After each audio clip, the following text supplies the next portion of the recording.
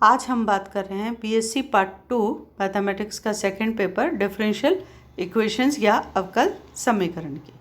आज का हमारा टॉपिक है equations reducible to linear differential equation या बर्नौलीज इक्वेशन का सॉल्यूशन। तो सबसे पहले हम बात करें कि बर्नौलीज इक्वेशन होती क्या है। कोई भी डिफरेंशियल इक्वेशन जिसका की फॉर्म है dy by dx plus P Y is equal to q into Y to the power n, जहाँ पर आपके p और q जो हैं वो या तो कॉन्स्टेंट्स हैं, अचर हैं, या फंक्शंस ऑफ x हैं। इसे हम कहते हैं बर्नौली इक्वेशन। तो बर्नौलीज इक्वेशन क्या हो गई? dy by dx plus P Y is equal to q into Y to the power n। यहाँ पर p और q जो है या तो अचर राशि हैं या x के फलन हैं। अब ये जो इक्वेशन है इसको हम रिड्यूस कर सकते हैं लीनियर डिफरेंशियल इक्वेशन में और आसानी से सॉल्व कर सकते हैं। तो इसे हमें डिस्कस करना है कि हम इस तरह की जो बर्नौलीज इक्वेशन है इसको हम कैसे सॉल्व कर सकते हैं। इसका वर्किंग रूल हम डिस्कस करते हैं। तो सबसे पहला स्टेप क्या होगा? जो आपकी दी हुई इक्वेशन है, यदि हम उसको देखते हैं कि वो बर्नौलीज फॉर्मेट में नहीं है तो हम उसे इस इक्वेशन दी हुई इक्वेशन को रिड्यूस करेंगे in the form dy by dx plus P Y is equal to Q to Y to the power n। इसको हमने मान लिया इक्वेशन 1। अब नेक्स्ट स्टेप में हम क्या करेंगे कि हम डिवाइड करेंगे एंटायर इक्वेशन को 1 को by y to the power n, ताकि हमारी जो इक्वेशन है वो किस में रिड्यूस हो जाए?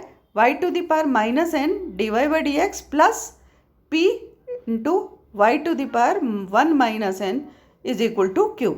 तो हमने जो दी हुई इक्वेशन 1 थी स्टैंडर्ड बर्नौलीज इक्वेशन, इसको हमने डिवाइड कर दिया y to the power n से। अब हमने क्या किया कि ये जो इक्वेशन है इस इक्वेशन में हमने y to the power 1 minus n को t मान लिया। यहाँ पर कंडीशन हम देखें कि n is not equal to 1। तो अब जब हमने y की पावर 1 माइनस n को t मान लिया तो हम देखते हैं कि हम डेरिवेटिव लें तो 1 over 1 minus n into D T by D X plus P T is equal to Q में आपकी इक्वेशन रिड्यूस हो गई। जो आपकी दी हुई इक्वेशन थी वो अब रिड्यूस हो गई किस फॉर्म में? 1 over 1 minus n D T by D X plus P T is equal to Q, या हम कह सकते हैं ये रिड्यूस हो गई किस फॉर्म में? D T by D X plus 1 minus n into P T is equal to 1 minus n into Q. और हम इस इक्वेशन को देख के आसानी से देख सकते हैं कि ये एक लीनियर डिफरेंशियल इक्वेशन हो गई। वही फॉर्म में हो गया D Y by D X plus P Y is equal to Q, क्योंकि p और q दोनों कॉन्स्टेंट्स होते हैं। तो 1 माइनस n चूँकि कॉन्स्टेंट है, अब यहाँ पर आपका y की जगह जो वेरिएबल डिपेंडेंट हो गया वो हो गया t। तो ये एक लीनियर डिफरेंशियल इक्वेशन है in t D T by D X plus 1 minus n p into T is equal to 1 minus n into Q. अब ये इक्वेशन हम आसानी से सॉल्व कर सकते हैं। अपने पहले जो क्लास थी उसके हमने डिस्कस किया था लीनियर डिफरेंशियल इक्वेशन का सॉल्यूशन उस तरह से। अब यहाँ पर हम देखें कि यदि n जो है, हमने ये कंडीशन क्यों डाली है कि n जो है नॉट इक्वल टू 1 है, क्योंकि अगर हमने n को 1 लिया इस इक्वेशन में तो ये इक्वेशन जो होगी ये हम देखते हैं कि आसानी से वेरिएबल्स के सेपरेशन विधि से भी सॉल्व हो जाएगी। तो हमें लीनियर डिफरेंशियल इक्वेशन का विधि को अपनाने की ज़रूरत ही नहीं पड़ती है। तो इसलिए n जब 1 है तो हम आसानी से वेरिएबल्स को सेपरेट कर सकते हैं और उसको हम डायरेक्ट इंटीग्रेशन से सॉल्व कर सकते हैं।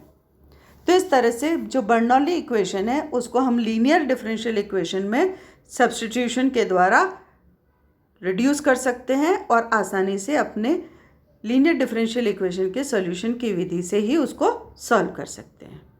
इसको समझने के लिए हम एक उदाहरण ले लेते हैं। मान लीजिए आपको सॉल्व करनी है एक equation 2 dy by dx minus y by x is equal to Y square by X square. हमने इसको इक्वेशन 1 मान लिया। तो हमने जैसा कहा था बर्नौलीज इक्वेशन का जो सेकंड स्टेप है, हमने कहा कि हम उसको y की पावर n से डिवाइड करेंगे, तो हमने इस इक्वेशन 1 को y, यहाँ पर n जो है वो 2 है, तो हमने इस पूरी इक्वेशन को y स्क्वायर से डिवाइड कर दिया। तो ये जो इक्वेशन 1 है ये रिड्यूस हो गई 2 over Y square D Y by D X minus 1 over X Y is equal to 1 over X square में। अब हम क्या करें, हम इसमें ले लेते हैं -1 अपॉन वाई को t। जैसे ही हमने सब्सटीट्यूट किया -1 अपॉन वाई को t, तो ये इक्वेशन हम देखते हैं, इसमें हम क्या देखेंगे, 1 over Y square D Y by D X will be equal to D T by D X. ये वैल्यू जब हमने इक्वेशन 1 में रखी, 2 में सॉरी, तो हम इक्वेशन जो है वो रिड्यूस हो जाएगी किस फॉर्म में, 2 D T by D X plus 1 by X T is equal to 1 over X square, या D T by D X plus T over 2x is equal to 1 over 2x square.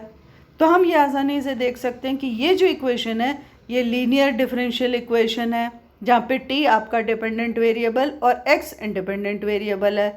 तो हम यहाँ पर सबसे पहले format आपका आ गया linear differential equation का स्टैंडर्ड फॉर्म। तो जो हमारा नेक्स्ट स्टेप क्या होगा कि हम इंटीग्रेटिंग फैक्टर या समाकलन गुणांक निकालेंगे। तो यहाँ पर इंटीग्रेटिंग फैक्टर या समाकलन गुणांक क्या हो जाएगा, e to the power integral वहाँ होता है p dx, यहाँ पर क्या हो जाएगा dx ओवर 1 ओवर 2x।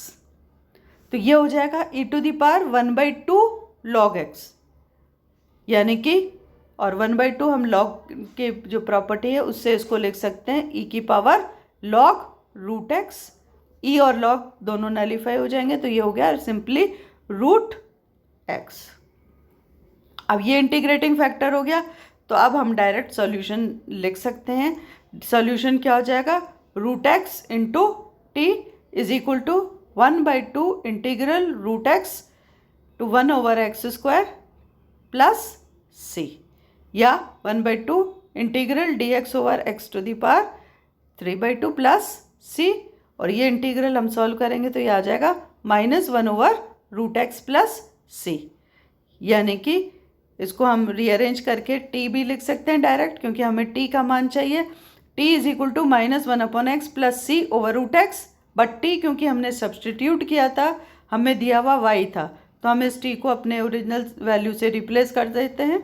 तो -1 upon y is equal to -1 over x plus C over root x, या हम कह सकते हैं सॉल्यूशन जो आ जाएगा वो आ जाएगा x is equal to 1 minus c root x into y, या y is equal to x over 1 minus c root x. तो इस तरह से हम दी हुई डिफरेंशियल इक्वेशन को आसानी से सॉल्व कर सकते हैं। तो बर्नौलीज इक्वेशन जो है उसको हम लीनियर डिफरेंशियल इक्वेशन में रिड्यूस करके आसानी से सॉल्यूशन निकाल सकते हैं।